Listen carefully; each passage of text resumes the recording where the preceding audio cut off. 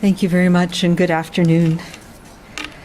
We are here today in a very different place than 2 years ago, and we wanted to take the opportunity to walk through quickly some of what we have been through. Remembering where we have been and what we have come through can help us put where we are today in a perspective, and can help us remember a lot of what we have learned and experienced together. I will start by saying we've all made sacrifices and experienced loss in some way, but it has not been equal across this province. I also want to acknowledge that our COVID journey has not been in isolation, and we also have many other things that have affected us across this province, and from my perspective as well, the ongoing public health emergency of the toxic drug crises that has been profoundly affected by COVID-19 and by the measures that we've put in place across society. It is not possible to cover everything today, but we have experienced and we have weathered this storm together. And I do want to acknowledge that particularly the toxic drug crisis is one that we need to bear in mind through all of this.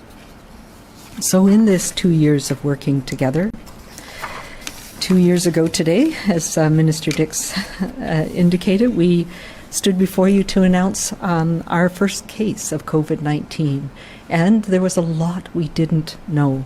That was the start of our pandemic, and since that time, every single one of us in BC and around the world have been impacted.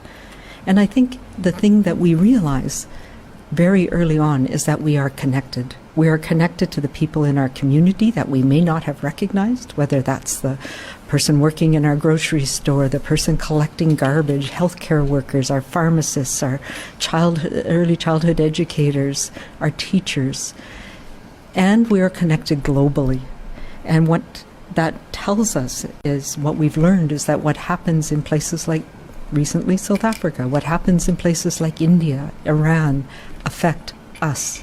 And that continues to be the case. We've also seen and will show that our collective efforts, your efforts, have saved countless lives and have made a difference. So today, we have over half of our eligible children, 5 to 11, have received their first dose of COVID-19 vaccine. 92.6% of people across British Columbia have received at least one dose of vaccine, and 90% have received their second dose as well. We now have 977 people, and we haven't seen the numbers from today, in hospital with a COVID positive test. And how did we get there? If we think through these last 2 years, we really have gone through 5 different periods or waves, as we've been referring to them. The first really solidified our understanding, and was a lot of unknowns. But from the very beginning, we had a number of goals that we kept to through this whole time.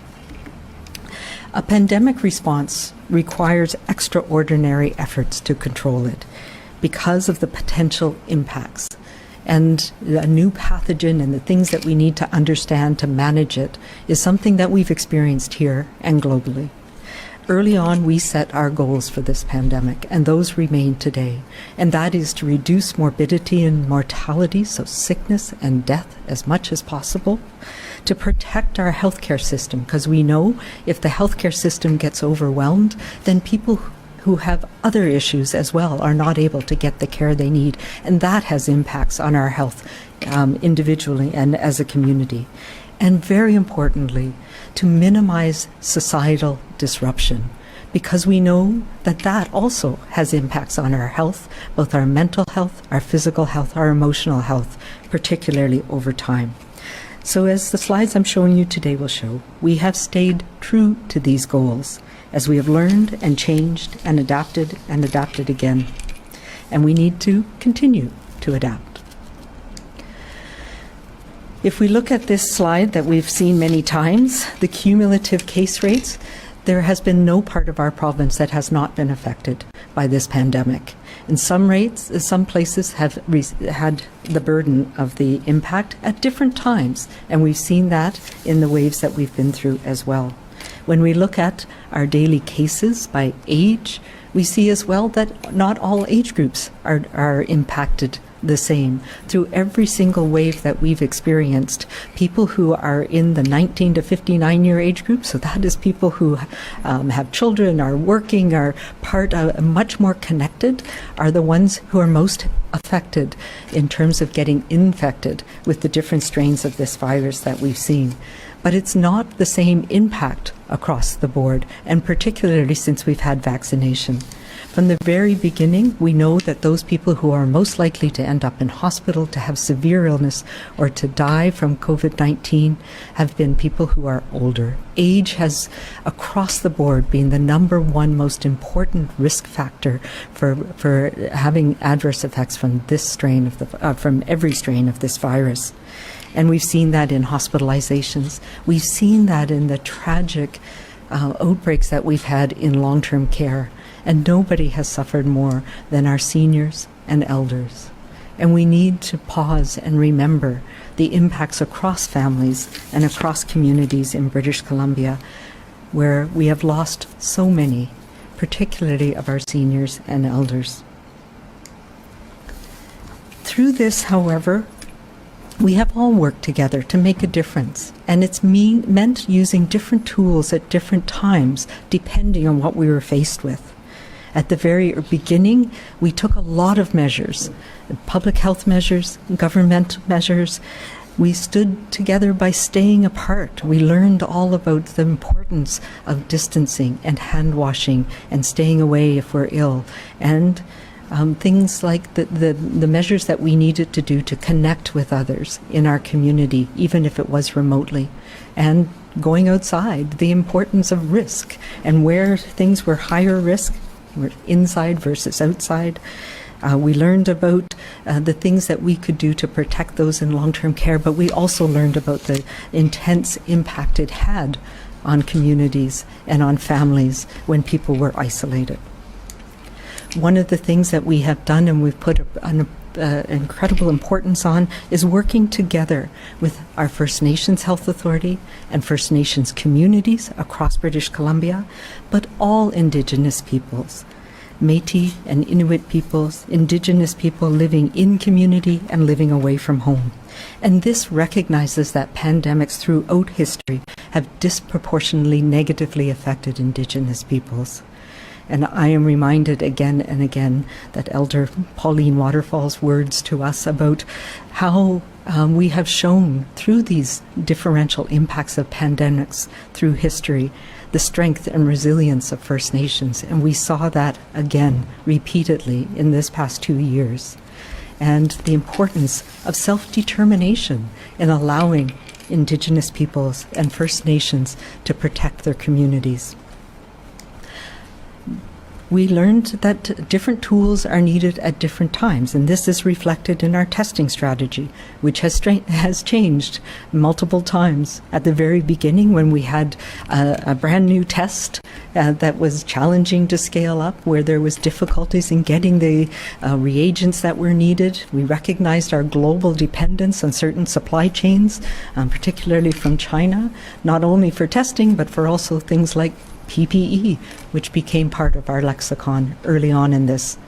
And when we had limited amounts of tests, particularly the more accurate PCR tests, when we had limited testing available, we needed to focus on those people who are more likely to have this virus so that we could isolate, find out where it was spreading, take measures to prevent transmission. After our first wave, we focused on expanding our capacity to do PCR testing, and we changed our strategy as we moved into our second wave that happened in the fall and winter of 2020, and then again into our third waves and fourth waves. So when we started to see the variants of concern like Alpha and Gamma, and then, of course, Delta.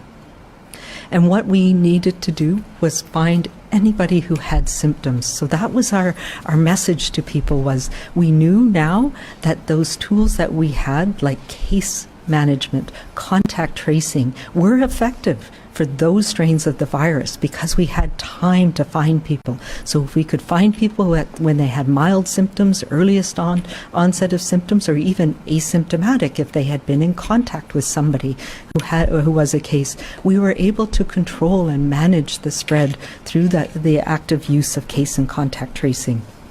And that really helped us get through both the second, third, and the Delta wave, where that became more and more important.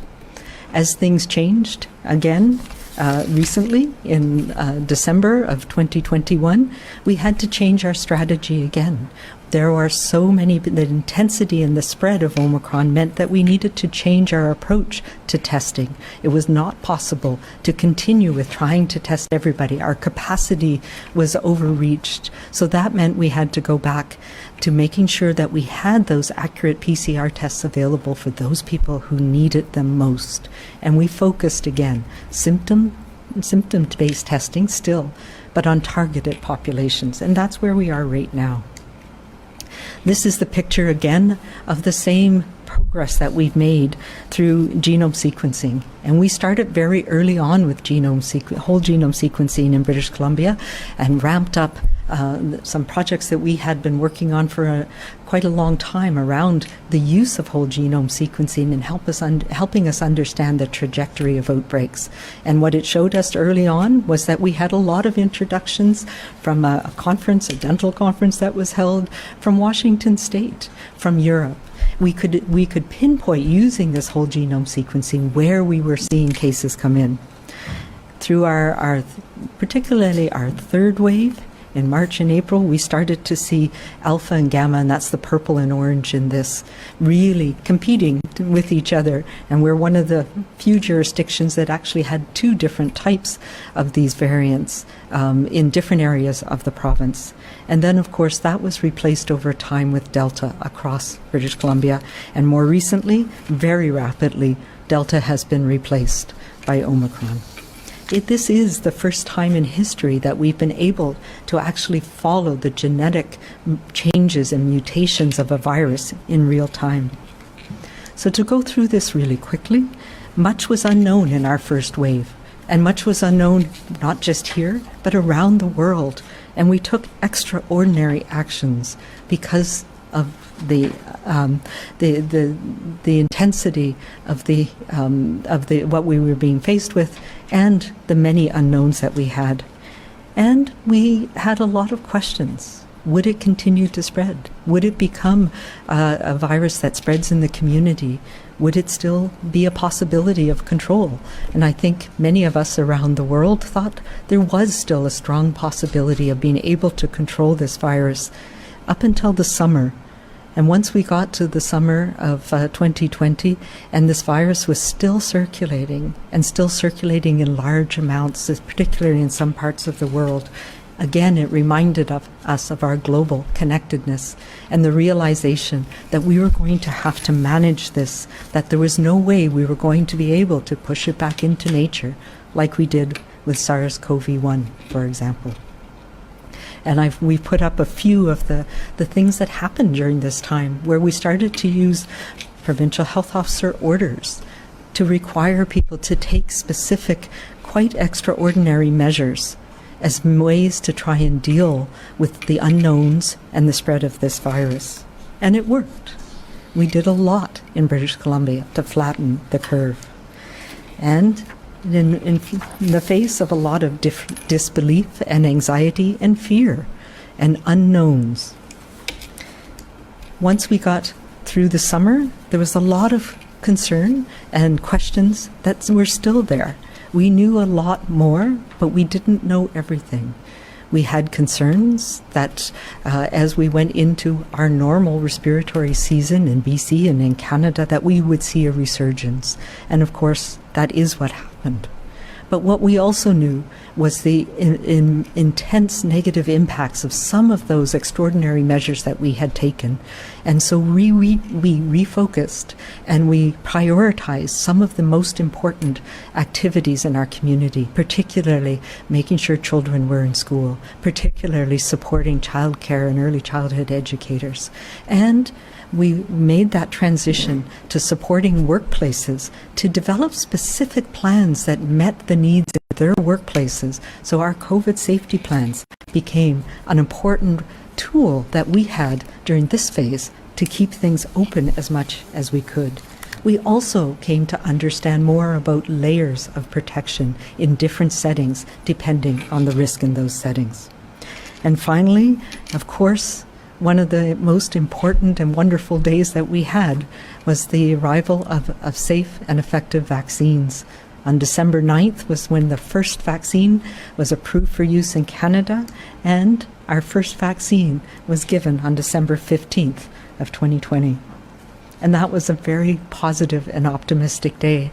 And I can't say how many times I've seen the happy faces of people getting their vaccine, the relief, the optimism that brought with it. Even as we were moving through what became our nether wave in the spring of 2021.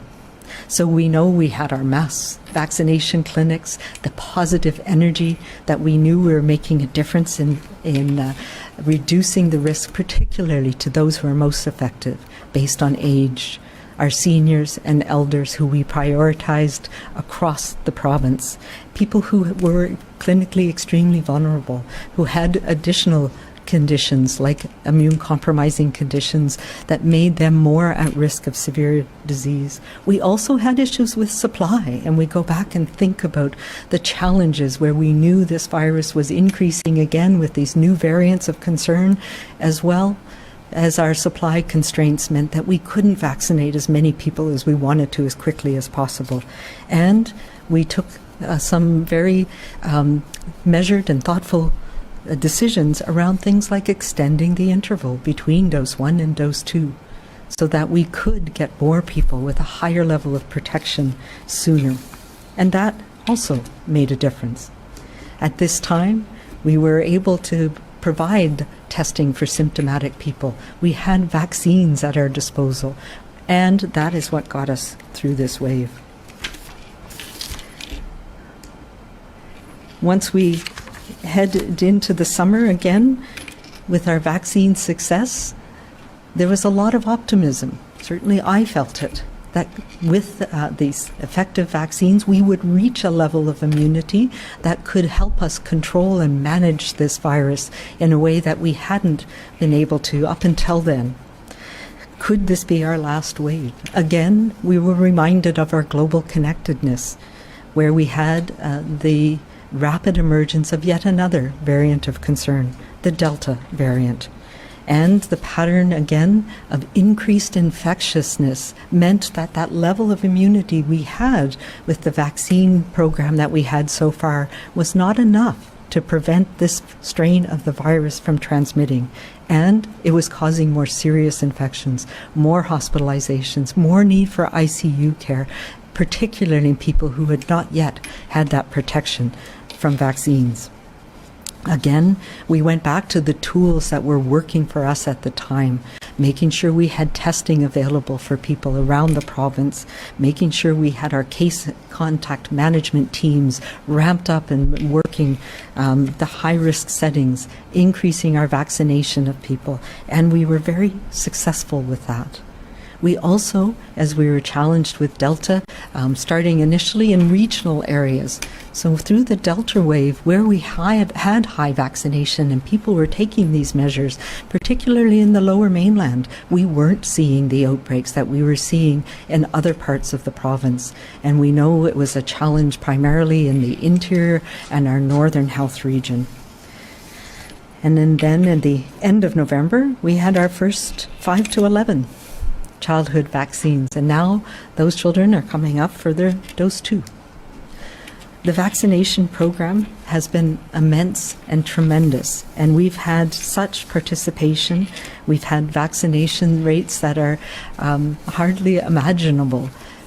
And to be able to have over 90% of our population agree on the importance of this type of a measure, not just to protect ourselves, but recognizing that what we do made a difference. It made a difference for our families and our communities too.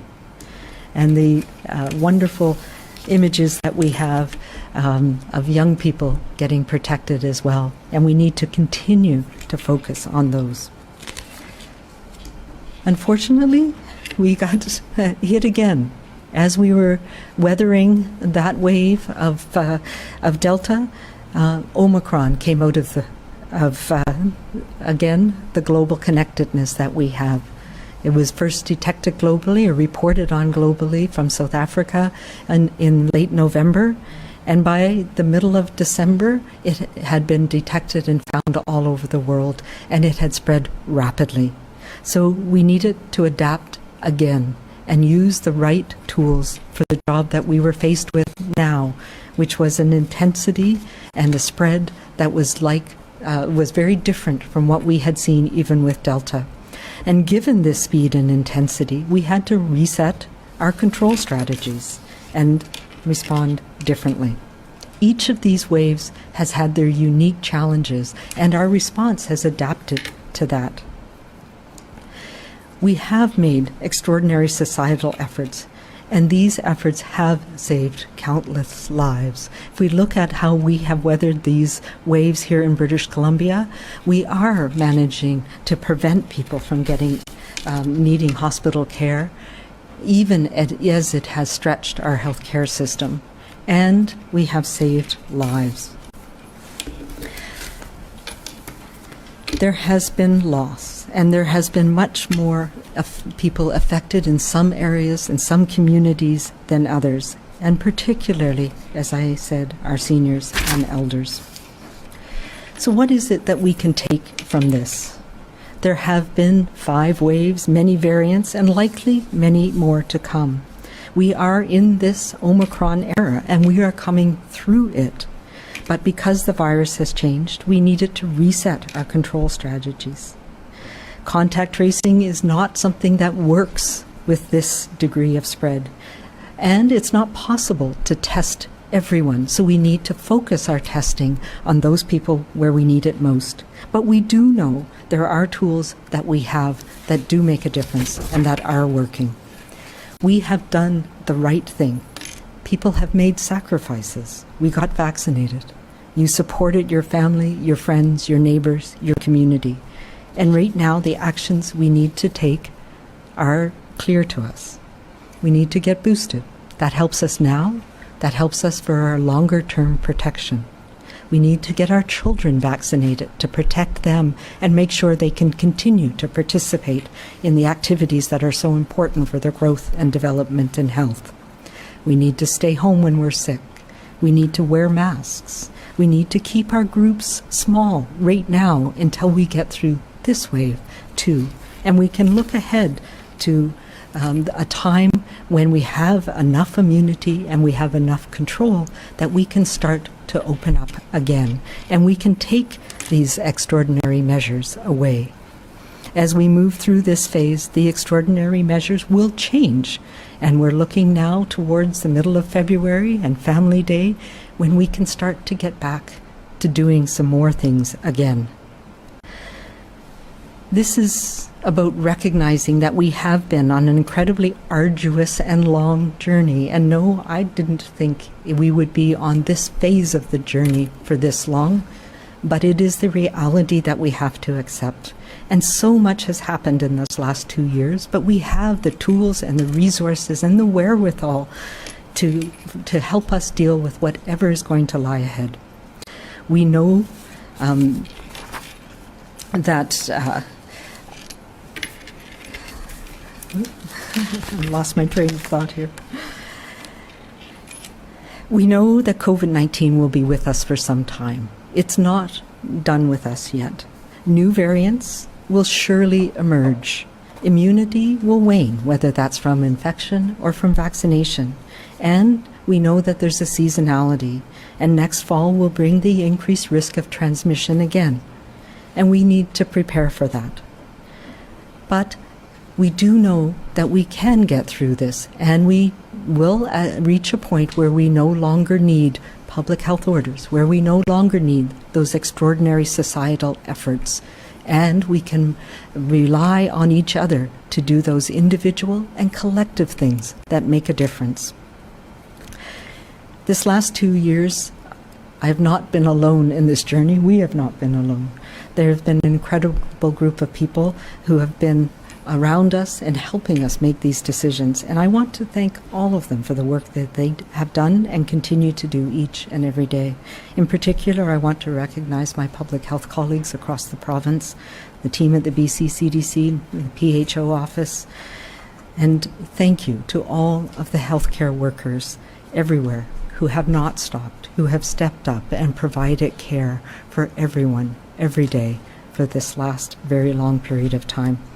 And I will also say today, one of my dear friends and colleagues is retiring, and I want to say my thanks and gratitude to Dr. Richard Stanwyck here in Vancouver Island. And of course, thank you to everybody in British Columbia. In your own unique way, every person in this province has been part of the team that has stepped up and done our part. We followed public health guidance, we flattened the curves, and that has saved lives.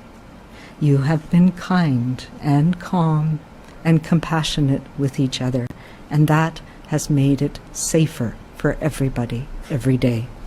So while we must continue to persevere in this phase of our journey, we need to acknowledge the challenges and loss. Let's find hope in knowing that our collective action has made a difference and will continue to make a difference. And I'll turn it over to Minister Dix.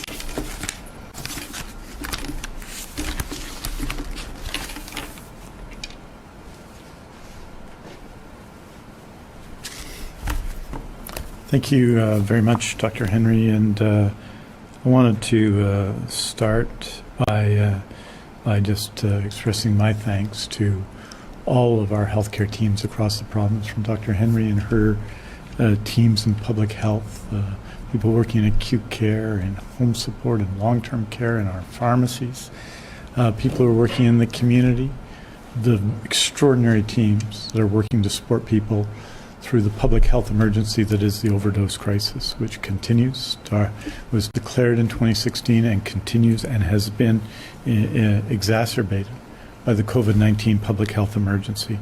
I think our teams have been exceptional, and I am honored to work alongside them as we deal with these two public health emergencies and all the other challenges facing our healthcare system. Since the first wave of COVID, and all the way through, there have been moments when a shift was needed, a change was required, when a difference had to be made. And all along, fundamentally, the difference were all of those healthcare teams and all of us. We made the difference that matters, each of us, all of us, every single time. And that difference is all around each of us. We see it in masks worn, physical distancing kept, COVID sense used, health orders respected, health guidance embraced. We see it in vaccinations developed and then received by us and by our children, in boosters offered and accepted, in all the work we do to make the difference that's required. This is BC. We fight COVID and all that it tries to take. We fight to make things better, safer, to ensure our resilience and the durability of all that we count on. Our work is not done. In this moment in our pandemic, a time of great challenge for patients waiting for their surgeries, a time of great challenge for all we count on for our public health care, a time of great challenge on many fronts. We must perform our job with the same dedication and drive we have demonstrated since the start. And with that, I just want to note, especially with respect to vaccinations, I want to encourage people to book their vaccines today when invited. There remain, just as we noted on Tuesday, 48,000 people, 70 plus, who have received their invite but have not yet booked a booster. It's urgent that this group of people, that these folks get vaccinated, as they are more likely to be hospitalized if they acquire COVID-19. There are 670,000, as of yesterday, people who have been invited for their boosters and have not yet booked. That's people 18 plus. We strongly encourage them to book into our clinics or pharmacies today. Yesterday, 31,000 people did so. 31,500, 81% online, 19% over the phone.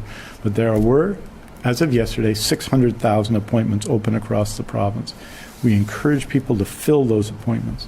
And in addition, we encourage parents of children 5 to 11 to register and book the vaccine for their children today. We have passed the 50% mark in terms of vaccines administered to children 5 to 11. 55% of children 5 to 11 are vaccinated or booked at the moment, but we strongly encourage parents to get children in this age group vaccinated with their first dose, and now with 27,000 invites to people who had their vaccine after the 8-week interval, their second dose as well. And you see those numbers in the thousands starting this week. This is critical. This is what we can do now, especially to contribute to both our collective effort, but also to contribute to our own safety in these times, our safety from being hospitalized, our safety from severe outcomes, our support for one another, and making ourselves and our communities safer. I strongly encourage you to book your vaccine today. The Get Vaccinated website or at 1-833-838-2323. Call in and book your appointment.